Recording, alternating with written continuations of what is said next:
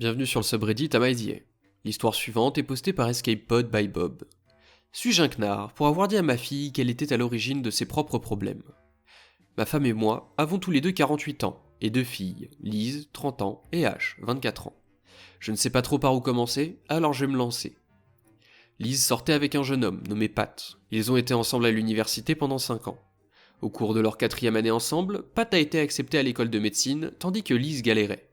Elle travaillait comme agent de quai et, désespérée de ne pouvoir gagner plus, Lise a pris des emplois secondaires et a accepté un poste dans une pizzeria locale pour acquérir de l'expérience en matière de management. De l'extérieur, Lise travaillait de longues heures, tandis que Pat était écrasé de travail à l'école. Ils ont fini par se fiancer, mais Lise a trompé Pat et est tombée enceinte de cette infidélité. Leur relation s'est donc terminée, c'était évident. H a fréquenté la même école que Lise et a obtenu son diplôme sans problème. Elle travaille dans la finance et semble être très heureuse dans la vie, et nous ne pouvons pas être plus fiers d'elle. L'année dernière, H nous a parlé à sa mère et à moi d'un homme que nous savions qu'elle avait rencontré. Il s'agissait de Pat, et ils s'étaient rencontrés alors qu'ils travaillaient tous les deux. Pour faire court, ils sortent ensemble depuis plus d'1 an, et H semble être très heureuse, tandis que Pat semble toujours être un homme formidable. Lise n'a pas du tout bien pris ce nouveau développement et en a fait un problème. Ma femme et moi avons prévenu H que ça allait poser un énorme problème, mais elle a dit qu'elle était désolée pour Lise, mais qu'elle avait jeté Pat, et H ne se souciait donc pas de ce que Lise ressentait. La vie de Lise est pour le moins difficile. Elle a 2 enfants en tant que mère célibataire, et sa carrière n'a jamais vraiment décollé. Elle ne se débrouille pas mal, mais je suppose qu'elle avait de plus grandes ambitions. Sa vie est certainement plus difficile que celle d'H, et maintenant qu'H sort avec un médecin avec qui Lise était fiancée, Lise est dans une situation compliquée.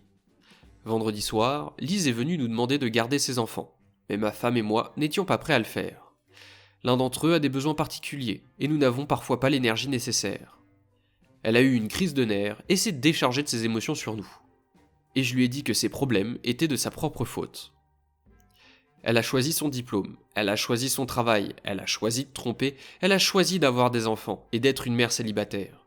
Ce sont ses choix, et j'en ai marre d'entendre tout le temps à quel point sa vie est mauvaise. Suis-je le knard? On va commencer par le plus facile, Hopi pour toi c'est 0 sur 5 trous de balle, t'as rien à te reprocher. Lise, en revanche, c'est facile de rejeter la faute sur les autres, mais elle ça va être 3 sur 5 parce qu'elle a trompé son compagnon, et ensuite elle essaie de rejeter la faute sur les autres. Elle a fait ses propres choix, maintenant faut les assumer. Pour H, je donnerai aussi 0 sur 5, parce que comme elle a dit, sa sœur, elle a jeté son ex-compagnon, elle en est tombée amoureuse. Visiblement c'est réciproque, je vois pas pourquoi elle se priverait d'être heureuse alors que sa grande sœur a décidé de gâcher la relation qu'elle avait avec cet homme. L'histoire suivante est postée par Porocisre. Suis-je la knasse pour ne pas avoir changé mon règlement et mis fin au contrat? J'ai une crèche à domicile. J'aime à penser que je suis assez indulgente, mais j'ai une grande règle, ne pas me faire passer pour la méchante. Je comprends que nous puissions avoir des règles différentes, mais ne faites pas en sorte que votre enfant m'en veuille en ne me soutenant pas. Quoi qu'il en soit, une autre règle est que je n'autorise pas les jouets extérieurs ou les appareils électroniques. Les enfants peuvent apporter des animaux en peluche pour la sieste s'ils dorment sur des tapis de repos, mais je ne veux pas être responsable si quelque chose se casse. Il y a quelques années, je laissais les enfants apporter ce qu'ils voulaient. Puis un jouet McDonald's de bon marché s'est cassé par accident. L'enfant s'est fâché et sa mère s'est mise en colère contre moi. Maintenant, c'est une règle stricte.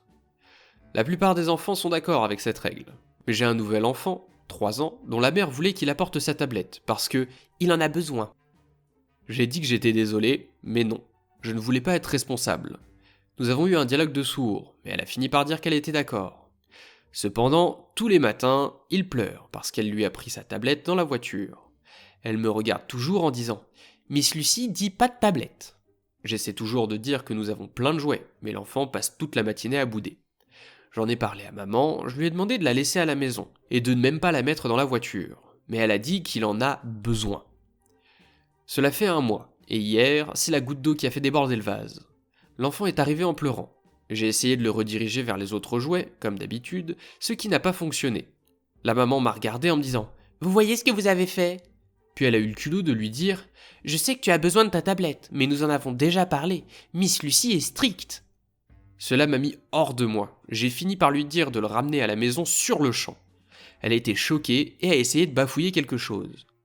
C'était mon premier enfant de la journée, il n'y a donc pas eu de scène. Je lui ai simplement rendu son sac à dos, j'ai dit qu'il n'était plus un de mes enfants et j'ai commencé à ranger ses vêtements de rechange et la tasse à bec qu'il avait gardée. La mère était en larmes lorsqu'elle est partie. Mon mari pense qu'elle avait raison. Je suis trop strict et j'aurais dû enfreindre mes règles au lieu de provoquer un drame. Suis-je une knasse ? Je vais commencer par toi, Opi, c'est super facile. 0 sur 5 trous de balle pour toi, t'as absolument rien à te reprocher. C'est ton business, tu le gères comme tu veux et tu mets les règles que tu veux. Si les gens profitent de ce business, c'est qu'ils ont choisi d'accepter ces règles. S'ils ne respectent pas les règles, ils peuvent pas s'étonner de se faire virer. La maman, en revanche, je pense qu'on peut lui donner 2,5 sur 5, parce que les règles lui ont été expliquées et elle refuse toujours de les appliquer. Et d'ici quelques années, on risque de retrouver cette femme sur le subreddit Entitled Parent à mon avis, qui est un subreddit dédié aux parents qui pensent être les rois du monde parce que ce sont des parents. Ton mari, je vais quand même lui donner 1 sur 5 trous de balle parce que dans cette situation, il aurait mieux fait de te soutenir. Il a pas à prendre le parti d'une inconnue contre toi vis-à-vis des règles de ton business.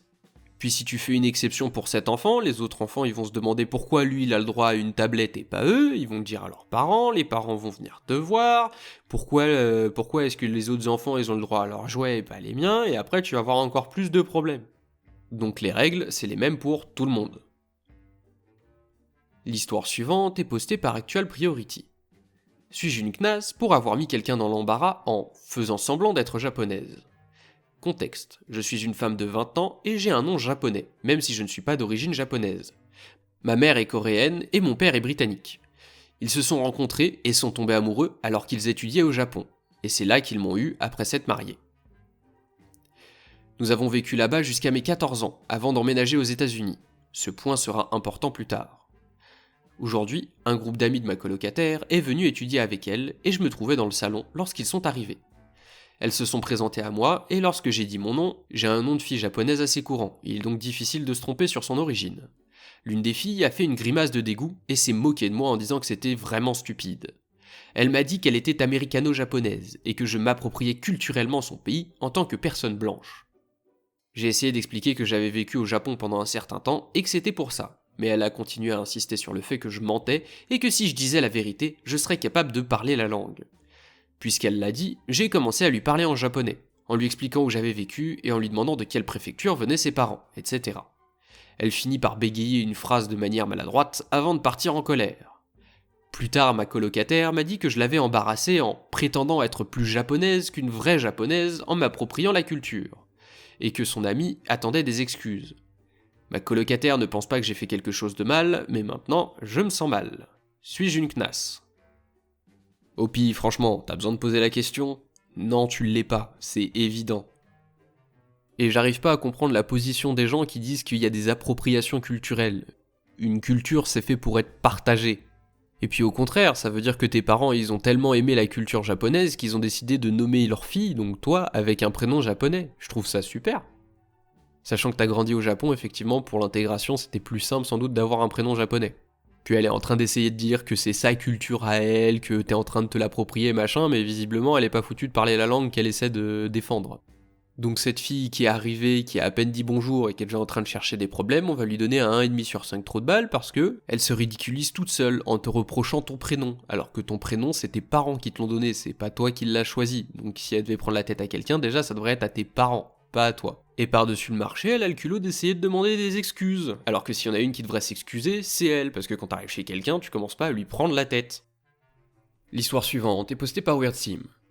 Suis-je une knasse pour avoir fait demi-tour et être retourné chez mes parents avec mon bébé en rentrant parce que mon mari a laissé son frère SDF emménager et que tout le monde avait des poux. Je suis récemment allé voir mes parents avec mon nouveau-né.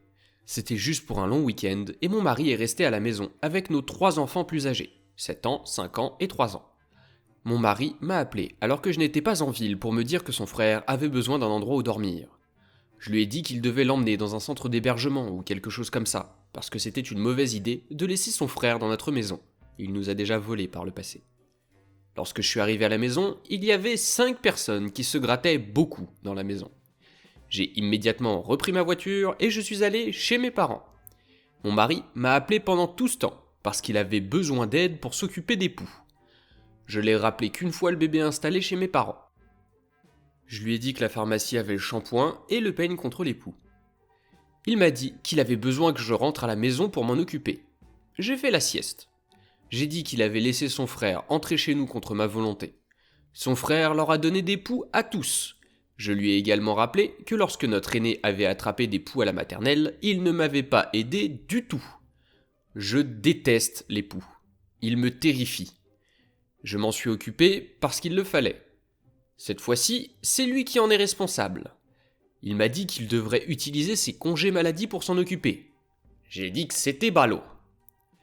Il l'a fait. Il a emmené son frère dans un centre d'hébergement. Il s'est épouillé et a épouillé les enfants. Puis il a passé 3 jours à nettoyer toute la literie et les meubles. Il m'a appelé tous les jours pour me demander de l'aide. Je suis rentré à la maison que lorsque sa mère a confirmé que tout était fait. Il est furieux que je l'ai obligé à faire tout cela tout seul. Je sais que j'aurais dû l'aider, mais c'était trop. Je n'ai toujours pas récupéré à 100% de l'accouchement. C'était tout simplement trop. Non, Hopi, tu n'es pas une knasse, tu n'as rien à te reprocher. En soi, il a fait la bonne chose en t'appelant avant de faire rentrer son frère, mais ensuite il a fait la mauvaise chose en ne respectant pas ta décision. Je veux dire, accueillir quelqu'un chez soi, c'est une décision que vous prenez à deux, pas une décision que vous prenez tout seul. Donc il t'a demandé est-ce que c'est bon si on laisse mon frère rentrer chez nous? Tu lui as dit non, c'est pas possible. Il l'a fait quand même. Son frère avait des poux, il en a refilé à tout le monde. Et bah c'est à lui de nettoyer sa bêtise. C'est bizarre, j'ai l'impression que c'est un truc qu'on apprend en étant enfant, de réparer ses erreurs. Laissez vos verdicts dans les commentaires, et si la vidéo vous a plu, pensez à laisser un like pour soutenir la chaîne, à vous abonner et à activer la cloche pour pas rater les prochaines. C'était le Conteur, on se retrouve bientôt pour de nouvelles histoires.